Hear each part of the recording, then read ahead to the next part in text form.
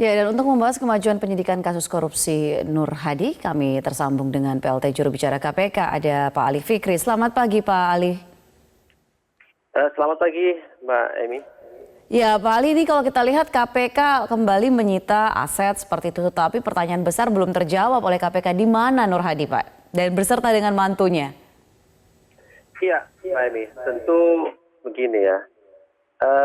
KPK sampai saat ini, sampai hari ini masih melakukan pencarian, pengejaran dan upaya penangkapan terhadap para DPO, ya, Pak Nur Hadi dan kawan-kawan.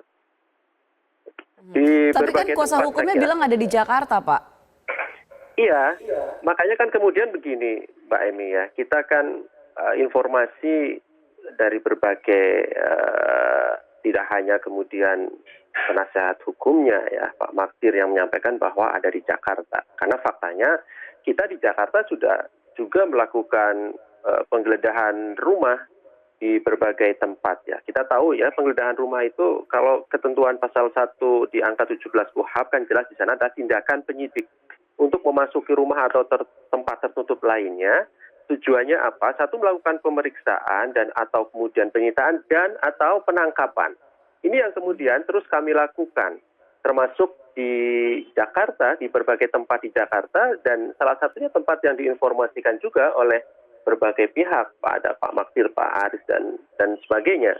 Dan kemudian ketika kami datang ke sana, ya belum menemukan keberadaan para tersangka ini. Kalau ada pasti kami tangkap. Oke, tapi sebenarnya yang muncul di benak publik ataupun juga di benak awam seperti itu, Pak Ali, KPK ini dalam mengejar Nur Hadi apakah clueless atau memang tidak berdaya? Karena kalau kita lihat bahwa kan saat ini sedang ada proses pra-peradilan yang ditempuh oleh para tersangka yang juga sedang buron. Berarti kan mereka logikanya adalah berhubungan ataupun juga ada pihak-pihak yang masih menjalin kontak dengan para buron ini. Jadi begini Mbak, yang pertama ya, saya bicara tentang praper tadi ya. Kita memang praper sedang proses nih, kita hormati, ya, kita hargai karena itu hak sebagai tersangka. Sekalipun sesungguhnya itu adalah pengulangan dari yang sebelumnya sudah diputus oleh hakim bahwa ditolak permohonan tersebut. Kalau yang kedua kemudian diajukan tetap kami hormati. Tapi begini, kami juga mempertanyakan gitu, tentang keabsahan dari kuasa yang diberikan oleh para pemohon kepada penasihat hukumnya di pra-peradilan gitu. Di sana disebutkan tanggal 26 di mana kita sudah menetapkan DPO saat itu tanggal 11. Sehingga kita justru meragukan dari surat kuasa tersebut. Dan ini sudah disampaikan di tanggapan atau jawaban KPK melalui Biro Hukum di pengadilan pra-peradilan. Kemudian yang kedua, tentunya ada ketentuan di surat edaran Mahkamah Agung bahwa ketika DPO tentunya nanti di sana hakim bisa menolak. Tapi kita tetap masih berproses untuk pra-peradilan. Saya kira kami pun menghormati proses yang sedang diperiksa oleh hakim hingga saat ini. Itu yang pertama. Kemudian yang kedua, ya, saya kira KPK terus bergerak gitu ya. KPK terus bergerak melakukan pencarian, tidak diam. Ya, tetapi terus bergerak melakukan pencarian sampai yang terakhir di Ciawi kemarin yang kita tahu kemudian kan kita mendatangi tempat di sebuah villa itu yang kemudian ditemukan ada beberapa motor mewah dan mobil mewah. Dan saya kira teman-teman sampai hari pun terus akan bergerak melakukan pencarian di tempat-tempat lain.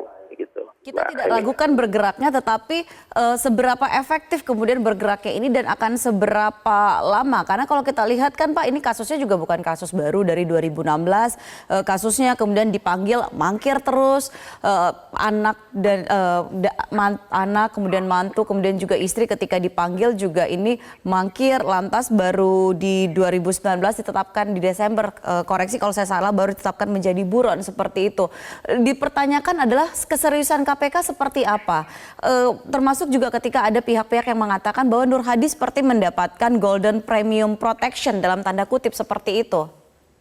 Oke, Mbak Emi. Jadi kan begini, penyelesaian sebuah perkara itu kan tidak hanya kemudian fokus kepada tersangkanya, ya. Tetapi kan kita juga ada alat bukti lain, saksi-saksi, surat dan sebagainya yang tentunya KPK terus melakukan pemberkasan dengan melakukan pemeriksaan saksi-saksi, kemudian aset tracing dan sebagainya. Itu kan perlu waktu juga saya kira, sehingga kemudian kok begitu lama begitu ya. Itu yang terus dilakukan, pemeriksaan saksi-saksi. Hari ini pun nanti kami memeriksa ada beberapa orang saksi swasta dan beberapa orang yang mengetahui terkait dengan rangkaian perbuatan dari para tersangka. Ya, itu yang pertama, saya kira itu. Kemudian yang kedua, kalau kemudian ada para pihak yang mengatakan bahwa ada proteksi dari pihak-pihak, faktanya kemudian kan kita juga mendatangi tempat-tempat yang diduga ada keberadaan para tersangka ini. Saya kira penyidik bisa masuk ke rumah-rumah atau tempat-tempat tertutup itu yang kalau kemudian tadi kita kaitkan dengan pendapat ataupun tanggapan dari pihak, katanya ada proteksi begitu, dan di sana tidak ada gitu. Tapi kita tetap optimis, kita terus melakukan pengejaran sampai hari ini, saya kira begitu, Mbak Emi. Baik, tadi Bapak sempat mengatakan bahwa fokus tidak hanya kepada tersangka. Apakah ini juga yang mengakibatkan sehingga kemarin Wakil Ketua KPK juga mengatakan bahwa ada wacana ini akan diadili in absentia? Saya kira begini, Mbak Emi, terkait dengan wacana in absentia ya. Undang-undang hukum acara pada prinsipnya memang membolehkan atau bisa secara hukum dilakukan persidangan in absentia. Tapi saya kira begini, dalam sejarah KPK memang kan tidak pernah melakukan itu ya. Kalau kemudian ada wacana terkait itu, tentunya kan ini dalam proses pengkajian terlebih dahulu tentunya ya, bagaimana kemudian efektivitas dari itu. Tetapi yang terpenting adalah bahwa itu adalah opsi yang paling akhir saya kira.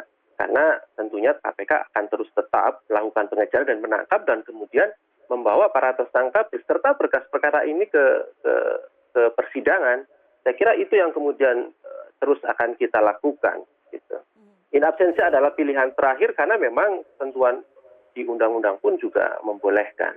Kita belum sampai ke sana membicarakan ataupun mendiskusikan soal apakah kita nanti akan in absentia atau tidak. Saya kira itu, Mbak Eni. Berarti dengan kata lain berarti fokus menghadirkan tersangka ini pun juga harusnya masih menjadi prioritas dari KPK ya. Seperti itu. Tentu Mbak Emi. Makanya kemudian kan satu ya, penyidik terus melakukan pencarian ke berbagai tempat sampai hari ini terus melakukan dan pemeriksaan kepada para saksi-saksi untuk melengkapi berkas perkaranya.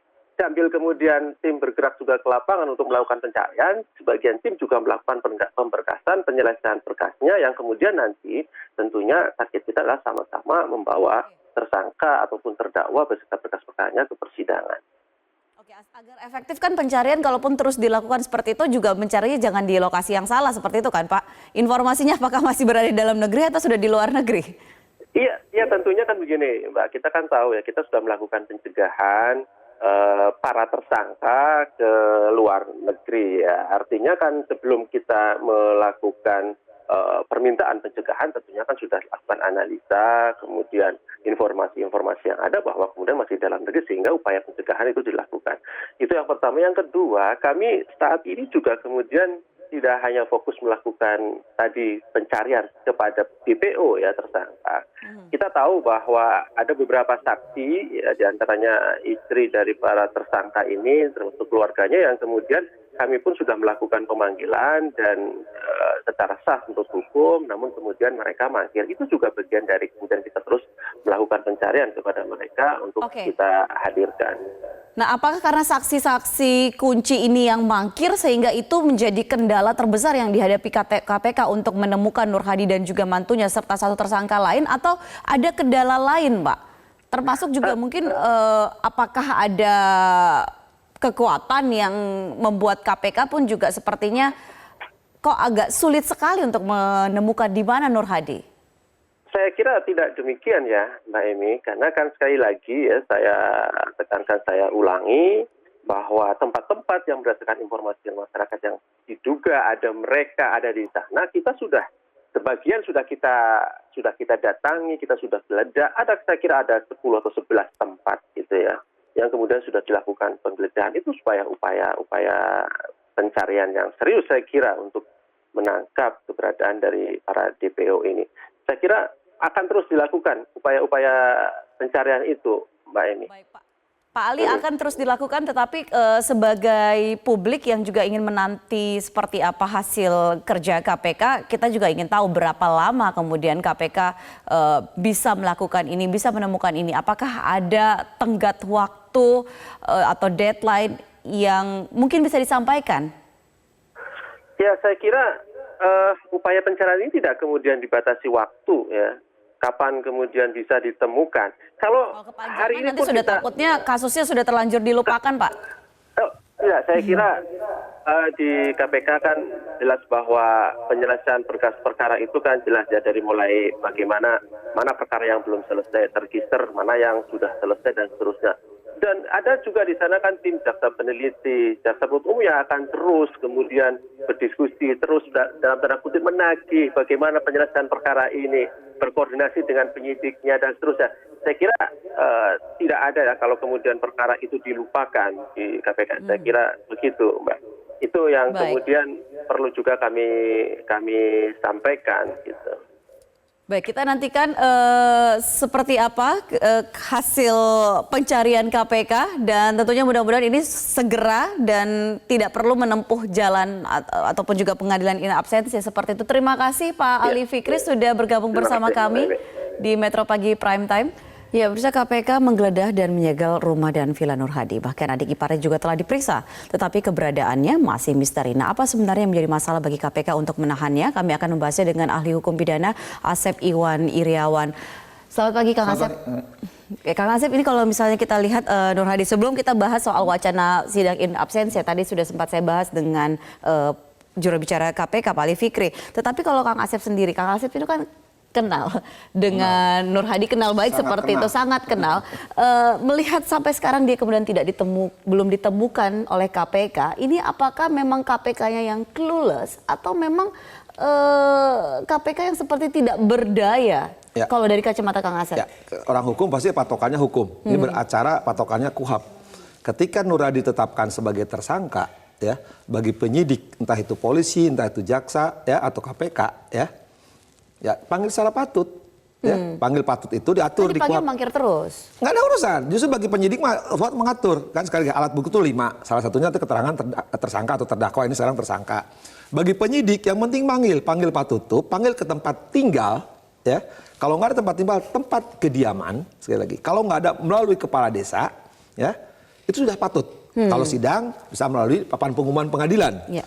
Kalau dia dipanggil sudah tidak ada, jangan dimasalahkan bagi KPK atau polisi kejaksaan. Kan dia punya hak, berarti dia tidak menggunakan haknya, sekali lagi. Kan alat bukti lain telah menyatakan bahwa dia sebagai tersangka. Hak dia untuk membela diri nanti di pengadilan. Nah, ketika berkas sudah lengkap, ya, kalimat KUHAP jelas, segera melimpahkan. Artinya apa? Kalau penyidikan sudah lengkap, penuntutan sudah, segera limpahkan. Nah, sekarang kan persoalannya selalu kan, baik dari beberapa kelompok, ya berusaha dong panggil. Bagi penyidik dan penuntut maupun hakim, sekali lagi, panggilan resmi itu yang diatur, ya 112, 227, 146 KUHAP. Ini dasar hukumnya. Ini sebenarnya sudah salah dari awal? Ya, dari awal. Panggil resmi aja, soal dia nggak datang bukan urusan. Itu ya sudah dipanggil resmi kok. Nah, kita cari, ya sekarang kan kewajiban, oke lah dicari cetakan buron. Nah, ketika buron, nah inilah. Dari buron dan dari kasusnya ini saja kan itu sudah ada selang waktu 3 tahun. Makanya dulu kan ketika dinyatakan tersangka ataupun ketika diperiksa, kan sangat bahasa koreksi, misalkan KPK yang dulu, ya harusnya secepatnya. Kan tuh alat buktinya udah banyak dulu kan, kenapa nggak dari dulu ditetapkan tersangka, cepat ditahan, paling aman kan. Penahanan itu memudahkan pemeriksaan kan. Nah, karena nggak ditahan, penetapannya terakhir, sekarang baru nyarinya susah kan. Nah, saya katakan juga di sini pagi-pagi kan, waktu beberapa minggu yang lalu. Ya susah, emang nangkap Nur Hadi itu. Kenapa susah? Apakah memang... Kalimatnya sederhana, karena menyangkut oknum-oknum penegak hukum lainnya. Oke, jadi Nur Hadi ini bisa menjadi pintu kepada mafia peradilan. Ya, Nur Hadi itu kan lama di Mahkamah Agung, ya. Relasi jaringannya itu dengan oknum, sekali lagi oknum ya, oknum penegak hukum dan berbagai penegak hukum lainnya itu sudah terbina sedemikian rupa gitu. Oke, karena dia sudah lama sehingga dia bisa punya aset seperti ini kalau kita lihat rumahnya. Ya. Ini sekarang juga di layar kaca. Kalau orang kaya kan bisa aja kan, kita ke dukun kemana gitu. Ya kan, tapi kan kalau pegawai negeri kayaknya rumahnya di situ ya jadi pertanyaan semua kan. Tapi ya mudah-mudahan lah mungkin di sarang walet dan sebagainya kita hormati. Tetapi yang tadi itu bahwa relasinya dia begitu kuat sehingga apakah kemudian relasinya ini juga ataupun juga oknum-oknum tadi ini yang membuat atau melindungi dia saat ini sehingga KPK kesannya tidak berdaya. Itu salah satu. Salah satunya. Bahwa dia punya kekuatan bagaimana jaringan relasi dia dengan oknum-oknum penegak hukum ya begitu kuat dan sudah terbina. Kan seharusnya, masa yang lain udah ketangkap sekarang nggak ketangkap kan? Tapi kan secara hukum ya sudah, sekarang KPK mah panggil secara resmi, kan punya 4 alat bukti lainnya. Segera limpahkan, maka saya bilang ketika sekarang lengkap dari penyidikan. Nah kalau sekarang dilimpahkan kemudian hadinya belum ketemu kan berarti sidang in absentia dong. Nah itu, sekarang saya menjelaskan. Ketika berkas lengkap, jaksa melimpahkan berkas, sekali-kali yang menentukan in absentia itu, pasal 38 Undang-Undang Tipikor adalah pengadilan. Jadi diperiksa tanpa kehadirannya kalimatnya. Nanti gini kan berkas kirim harus segera diperiksa tuh kalimat 146 KUHP itu ya. Nah, ketika berkas ditentukan, hakim akan meminta untuk dipanggil ke tempat tinggalnya, ke tempat kediamannya, papan pengumuman. Jadi dulu pernah saya meriksa perkara BLBI ya, Hendara Harja. Suruh panggil pakai media massa ke kedutaan besar. Soal dia ada nggak ada urusan. Yang penting tadi panggil secara resmi. Yang panggil resmi tadi ya oleh kejaksaan, oleh saran KPK kepada tempat tinggal, tempat kediaman, kepala desa, papan pengumuman di pengadilan, atau ditambah kebiasaan konvensi adalah melalui media massa. Soal dia tidak hadir, maka akan menentukan karena telah dipanggil secara patut, diperiksa secara in absentia. Dia yang menentukan in absentia atau tidak adalah pengadilan. Itu pasal 38 Undang Tipikor. Sekarang mah JPU atau KPK limpahkan aja berkas. Nah justru kalau sekarang berkas dilimpahkan, hakim akan menyidangkan, langsung kan diperiksa nanti saksi. Belakang hari ketahuan, itu boleh diperiksa lagi si tersangka. Kalau nggak ada, justru untuk menentukan statusnya. Kalau dulu saya berpikiran gini, kenapa dulu saya berani menentukan di absentia yang orang pada buron-buron itu? Supaya statusnya mereka jelas. Jadi kalau mereka ketangkap, hukuman udah menunggu. Nah, soalnya ini juga masih menjadi perdebatan apakah ada baiknya in absentia atau tidak. Karena ada yang bilang kalau sampai in absentia, berarti KPK itu tidak fokus terhadap bahwa orang yang enak saja dia masih bisa di luar. Nih, sekali lagi.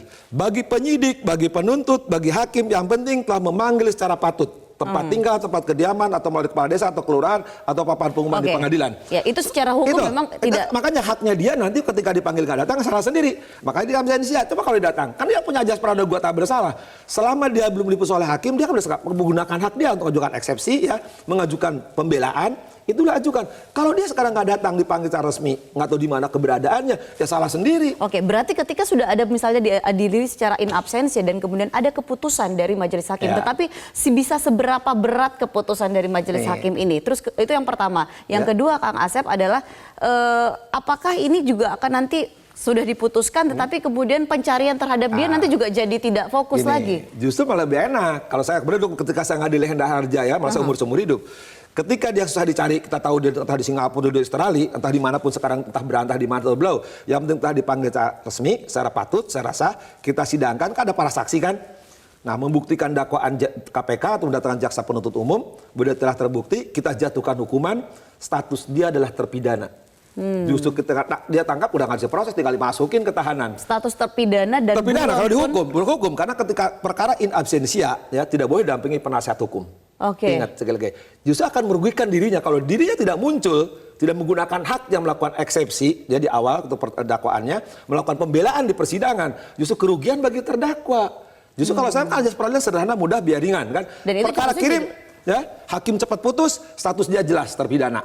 Nanti justru tinggal nangkepin gampang, nangkepin tinggal dimasukin sel. Itu udah ada jurisprudensi kok, udah ada beberapa putusan sejak tahun 99 in absentia tidak hanya satu, yang saya putuskan lebih dari 5 orang kok. Dan harusnya dengan status yang lebih jelas seperti itu, kemudian desakan untuk menangkapnya pun jauh-jauh lebih memudahkan karena statusnya sudah diadili oleh pengadilan. Nah ini kan pengadilan tipikor dibolehkan. Apakah itu jauh lebih memenuhi asas keadilan ataupun rasa keadilan untuk masyarakat? Tadi kan ketika yang bersangkutan dipanggil ya, dari mulai tempat tinggal, tempat sampai media massa diumumkan, masa dia nggak tahu? Pasti ngikutin dong.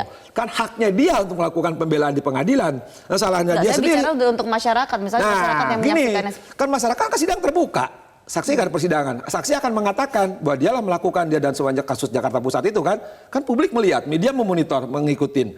Bagaimana? Oh iya melakukan. Nah coba kalau ada yang bersangkutan terdakwa, minimal dia bisa menyangkal kan. Salah saksi mengatakan. Dengan dia tidak hadir di persidangan setelah dipanggil secara patut, secara sah, merugikan dia dirinya sendiri. Oke, berarti sebenarnya tidak perlu ada polemik ataupun juga kalau tadi KPK kan mengatakan bahwa ini sidang in absentia ini menjadi pilihan terakhir. Seperti itu. Gini, sekali lagi, bagi penyidik, penuntut, kalau berkas sudah lengkap dari penyidikan, limpahkan kepada jaksa, jaksa lengkap, limpahkan kepada pengadilan, kalimatnya juga segera melimpahkan dan segera meminta diperiksa, itu kalimat KUHP-nya. Ya. Soal dia tadi nggak hadir tapi nggak ada, nggak usah. Yang penting sudah dipanggil patut sekali lagi, ya. Dan sebenarnya harusnya itu lebih Ya merugikan. harusnya kan, ya, makanya saya bilang ketika dipanggil patut sudah mulai prosedur tadi disebut di KUHP ya, 112 dan 227 kalau di pengadilan 146 KUHP, udah selesai kok.